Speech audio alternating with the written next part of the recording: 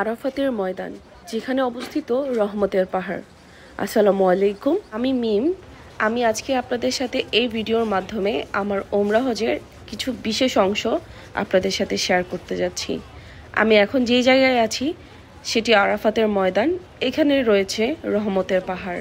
আদম আলাইসাল্লাম এবং মা হাওয়া আলাইসাল্লাম যখন জান্নাতে নিষিদ্ধ ফল খেয়েছিল এবং তার কারণে যখন ওনাদেরকে জান্নাত থেকে বের করে দেওয়া হয়, তারপর পৃথিবীতে ওনাদের প্রথম দেখা এই রহমতের পাহাড়েই হয়েছিল। প্রিয় নবী হজরত মুহাম্মদ সাল্লাল্লাহু আলাইহি সাল্লাম বিদায় হজের ভাষণ এই পাহাড় থেকেই দিয়েছিলেন।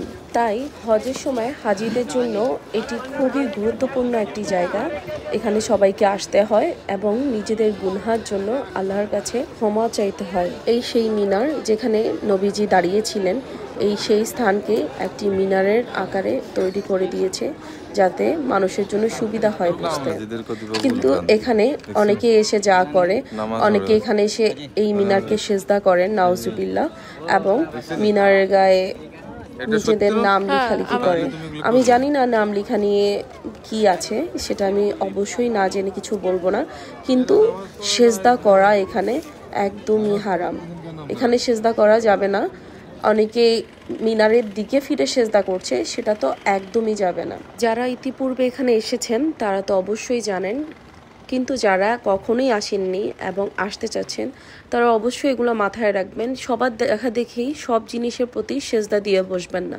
কিছু জিনিস নিষেধাজ্ঞা থাকে, বিভিন্ন জায়গায় লেখা থাকে, অবশ্যই সেগুলো আপনারা খেয়াল করবেন এবং বুঝে শুনে চলবেন।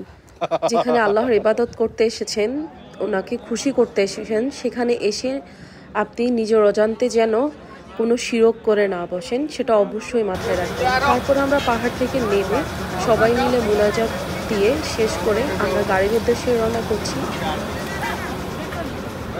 এখন কিন্তু খুব সুন্দর একটা ব্যবস্থাপনা করেছেন, সুতরাং এখানে কোনো কষ্ট হয় না। যেমন এত পাথর নিক্ষেপ করতে হতো, এখন আর মানুষ মরে না, এগুলো সম্ভব হতো না। এই দেশে একমাত্র সম্ভব আল্লাহর জন্য এখানেই পবিত্র কাবাগর সৃষ্টি করেছেন এবং আল্লাহর নবীকে এখানেই পাঠিয়েছেন। এখানে হাজিদের জন্য তারা বদ্ধপরিকর, এখনো পর্যন্ত হজ করতে পারে নাই, সামর্থ্য আছে, তাদেরকে আল্লাহ তৌফিক দান করুক, এবং যারা তৌফিক নাই তাদেরকেও আল্লাহ তৌফিক।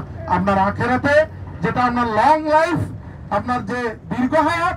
মহান আল্লাহ তাআলা দরবারে হাজার শুকরিয়া, উনি চেয়েছেন বলেই আমি এখানে যেতে পেরেছি এবং অনেক কিছু দেখতে পেরেছি। শুকর আলহামদুলিল্লাহ।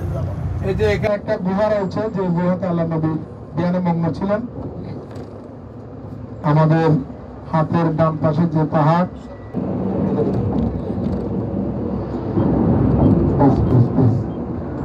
এই যে পাহাড়টা, এই যে দেখেন এখানে কিন্তু কিছু মানুষ নামতেছে, দেখেন এই যে ছোট ছোট ছোট ছোট দেখা যায় টুকরার মতো। এই পাহাড়ের উপরেই আল্লাহ নবী ধ্যানে মগ্ন ছিলেন। হযরত খাদিজাতুল কুবরা রাদিয়াল্লাহু তাআলা আনহা প্রত্যেকদিন এখানে খাবার নিয়ে যেতেন আল্লাহ নবীর জন্য। তো এটা এগুলো দেখা মানে ফিল করা।